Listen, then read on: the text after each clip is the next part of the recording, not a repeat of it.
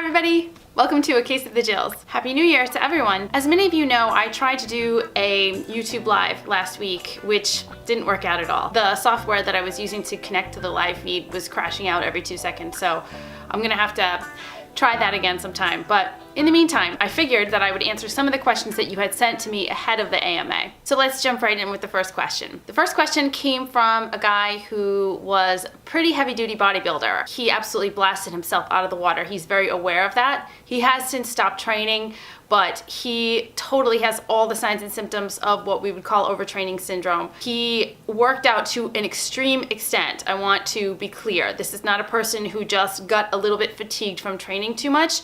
He really overtrained to an extreme point. He says that his immune system seems to be taxed since he was in the depths of overtraining, and he's been getting sick all the time. And he wants to know if this is definitely related to overtraining syndrome and the extreme exercise, or if it's just a coincidence that he seems to be getting sicker this year. Well, the fact is that there is a very good reason why you would be getting more and more sick with the extreme amount of exercise that you are doing. Heavily exercising athletes will experience physical and psychological stress that is related to a depressed immune system. I'm going to link a bunch of studies below that will tell you more about this, but it is absolutely true that a huge amount of exercise like this, whether or not you are overtrained, by the way, will definitely lead to immunosuppression. But how can we get past this? The studies that I looked at will tell you that nutritional support is imperative. One of the most important things you can do is make sure you're taking in enough carbohydrates. Shocker, right? The most effective approach is to consume between 30 and 60 grams of carbohydrate per hour of extended physical activity. There was another study that showed that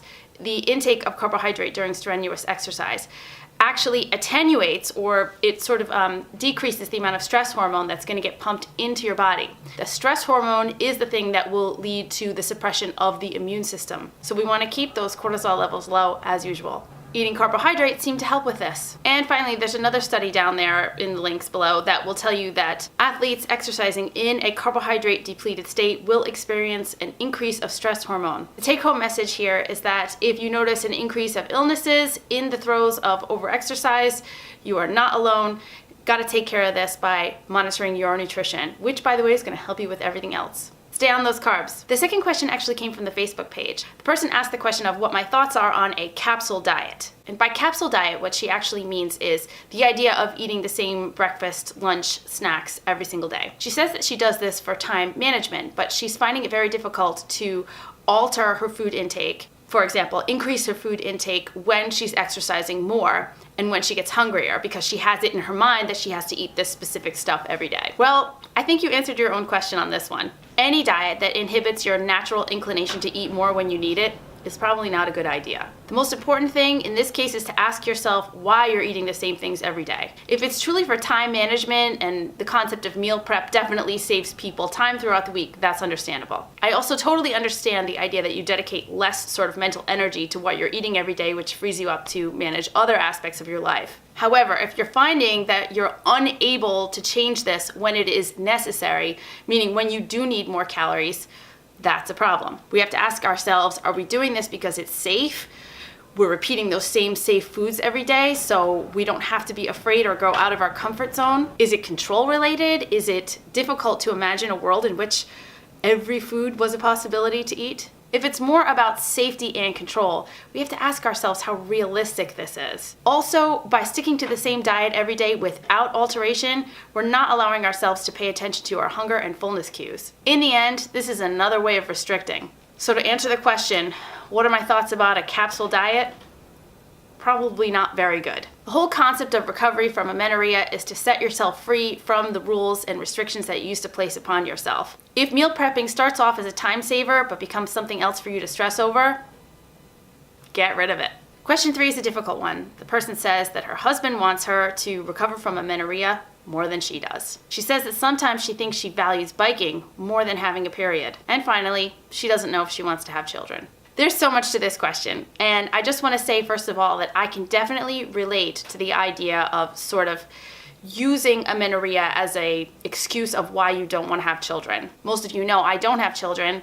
I don't want to have children, despite the fact that I was very clear about my intentions to the people closest to me in my life. I think that sometimes I relied on amenorrhea socially anyway as a reason why I wasn't pursuing motherhood. I can also relate to the fact of really feeling like your sport could fulfill that sort of purpose aspect of your life where other people might have children to fulfill a purpose. I just have to say that while having children might seem like it's the norm, it's absolutely not the only option. There are many of us, many athletes as well, who have chosen otherwise. Still, if you are in a marriage, it means that you entered into a contract where the idea is to have your goals and future plans align. If your goals don't align, the most important thing would be to actually talk about it. It can be scary, but you cannot hide behind amenorrhea forever.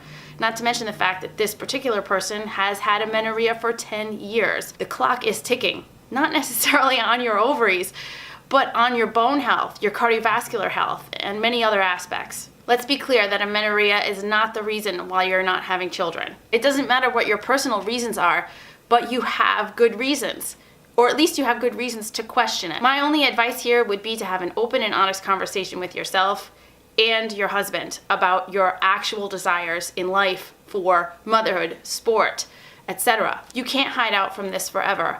And please, please, please put your health first and consider embarking on a plan for recovery, irrespective of whether motherhood is in your future. Really, it's so important that you get on this right away. And finally, the last question I wanted to talk about today came from another gentleman who wrote to me telling me that he is suffering greatly with the symptoms of overtraining syndrome. He was a former endurance athlete and triathlete to be exact. He knows that he needs to recover. His symptoms are wide-ranging and varied, but one seems to be bothering him quite a bit. He is being awakened every night or at the beginning part of his sleep cycle with jerking movements. His whole body will twitch and wake him up. I want to be clear about this and say that the person who wrote to me about this particular issue had just had a full medical workup where there were no underlying conditions that could cause these jerks. Yes, it is true that some of the reasons why you can get this jerking action right when you're about to fall asleep are serious. Like I said, this particular gentleman had already had this full medical workup showing that he didn't have underlying conditions. So from that, we can say that these twitches or jerks are probably what they call hypnagogic jerks. Sounds like a great name for a band, actually. Hypnagogic jerks are really just a disruption in the neurons telling the muscles to relax. The other reason for this could possibly also be related to the excessive amount of exercise over a certain period of time. For example, if you are running for 12, 13, 14, 20 hours and you suddenly stop and you try to sleep that night, chances are you might notice that you get this jerking action. The motor neurons have been used to firing all day for a long period of time, and getting them to stop that is pretty difficult. This may result in those jerky movements waking you up. Some other causes can be excessive caffeine, also excessive physical or psychological stress. How do we get rid of this? Well, the first thing to do is to monitor your caffeine intake. Make sure that you are keeping it as low as possible, if not totally eliminating coffee or tea or sodas. Next thing we can do, well, if we're recovering from overtraining syndrome, I'm going to assume that the excessive physical activity in the course of a day is not happening anymore. So just by the natural cessation of exercise, this should subside. And of course, the very high physical and psychological stress will be decreased with a decrease in training and increased focus on your nutrition and rest. I can say that I actually experienced this quite a bit. It would usually only happen to me the night that I tried to sleep after an ultramarathon. It was pretty annoying and jarring and would wake me up, and sometimes it could be scary. I never worried too much because the night after the race I would sleep and kind of things would be fine, but it certainly can happen several nights, if not several weeks in a row, depending on the type of activity and your stress level and, again, caffeine. So the best thing we can do in this case is give it time. The more committed you are to recovery, again, rest, decrease in exercise, increase in nutrition, the better you'll be. So as most of you know, I'm in the process of moving right now. I wanted to just report that moving day is February 4th. You can still expect videos weekly until then. I might need a little bit of time to adjust once I get there, but in the meantime, I'm still here. You can still schedule chats with me via the website. You can go to acaseofthejills.com and look for the coaching and mentoring tab. You can also purchase the ebook of frequently asked questions. Of course, I want to say thank you again for finding me on Facebook and following me on Instagram. I hope that wherever you are digging out of the snow and staying warm. Thanks so much for watching. I'll see you again soon.